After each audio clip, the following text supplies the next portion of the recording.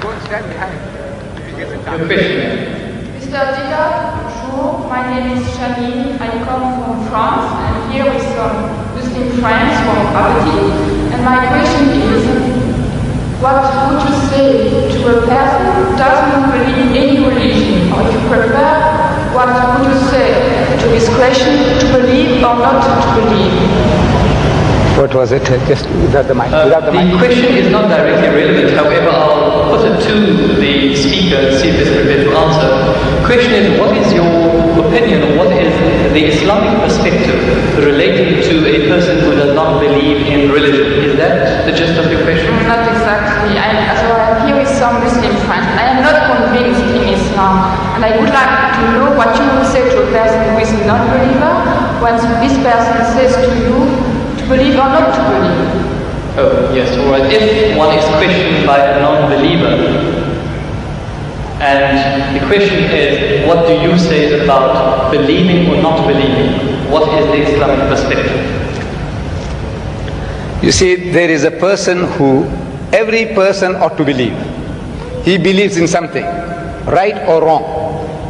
There is a type of person who doesn't believe. He said, I don't believe that there is God. He says, I'm an atheist. Or the guy says, I'm an agnostic.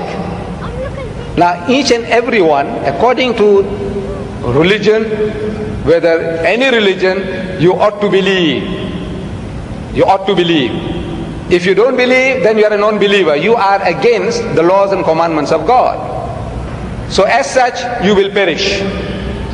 That person who says there is no God, he is going to perish. The one who says I don't care whether there is or there isn't, he is going to perish. Or you have the wrong concept of God, also you will be punished according to your understanding, your capacity, your opportunities. There is a type of person who might not have heard the name Jesus. Will God question him?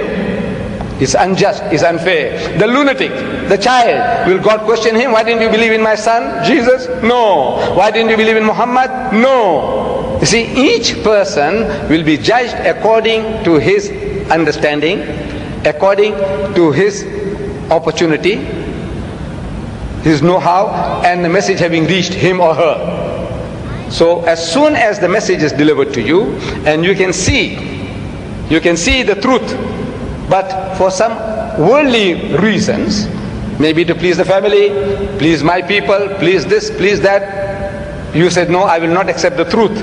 In other words, the person has already been judged in that case. There is no hope for such a person. But there is a type of person who might be ignorant and had never had an opportunity. Like the South Sea Islander. Let's say he never heard about Jesus, he didn't hear about Muhammad, he didn't hear about anything. But he was leading a life according to his norm, according to his standards. God will judge him according to his standards, not according to the Bible, not according to the Quran.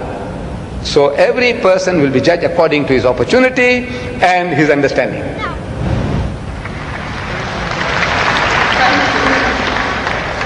Ladies and gentlemen, we unfortunately have just about a minute left of question time. All good things have to come to an end, so we can only accommodate one further question. Mr. Deedat, I have impression that my question has been misunderstood. I didn't want to challenge you or to hurt you. I just wanted to ask you for some advice for a person who doesn't believe. I just wanted also to ask you for advice because I am not a believer. I would want to believe in Islam, but I just want some advice. Yes,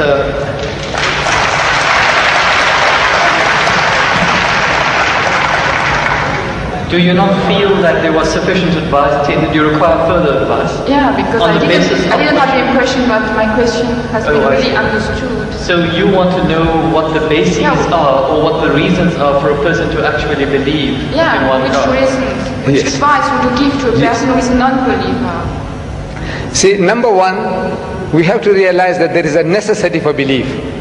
If you don't believe, you can't move an inch. You can't bat an eyelid. We believe. The very fact that you believe that if you come there, stand before the mic, and when you utter the words will reach me. If you didn't believe, you wouldn't have taken that step. If you didn't believe that you will be visiting this hall and listening to a lecture, you wouldn't have come. So belief is fundamental, is basic to any move that you make. Now, without belief, believe in what? That there is a creator. Number one, that somebody made this machine. Man, woman, he made it. And that this machine is not given without instructions. Every machine carries with it instructions. Never mind how simple that mechanism is, you get instructions. Your washing machine, your hair dryer, your motor car, anything, everything, you need a book of instructions.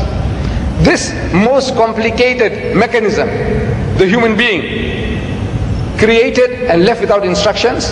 Who says no, he has to be given instructions. And God Almighty, we believe that there is a creator, and this creator through his messengers, one of us, he has been conveying those messages to us, directions, instructions to us.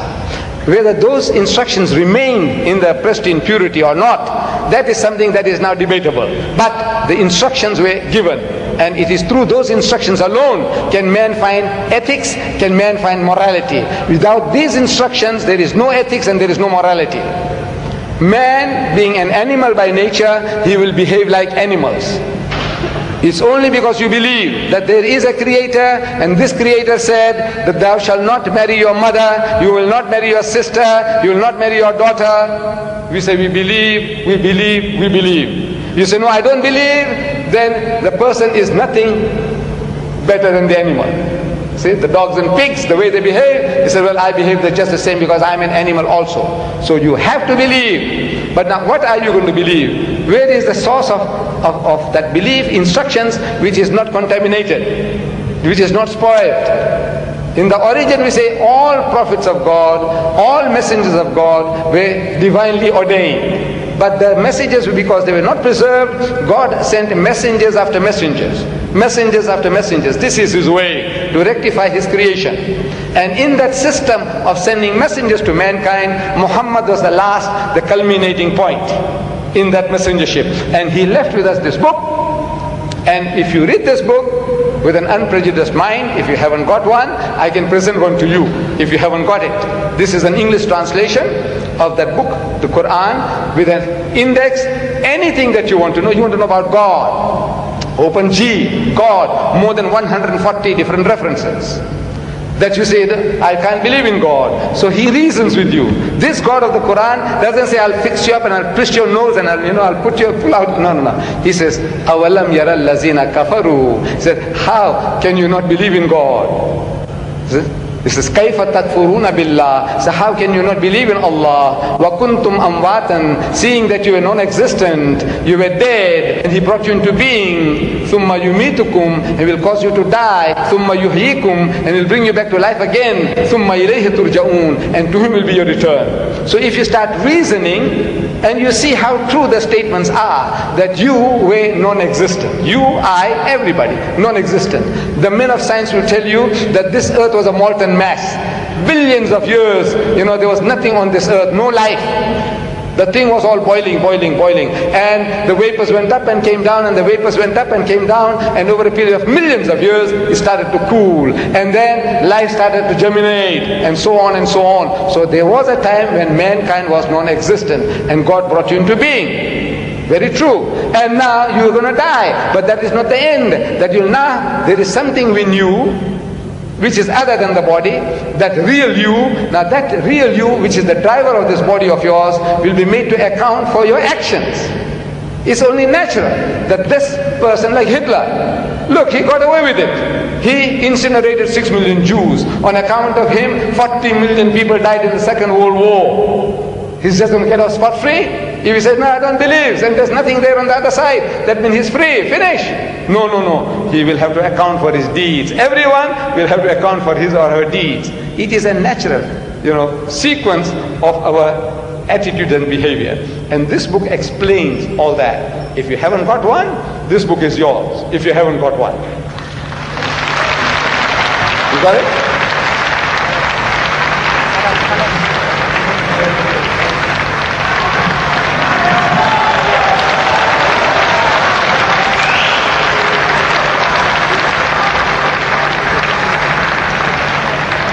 Ladies and gentlemen, unfortunately, all good things have to come to an end. Where at the end of our time span, we cannot accommodate any further questions. Whilst we'd like to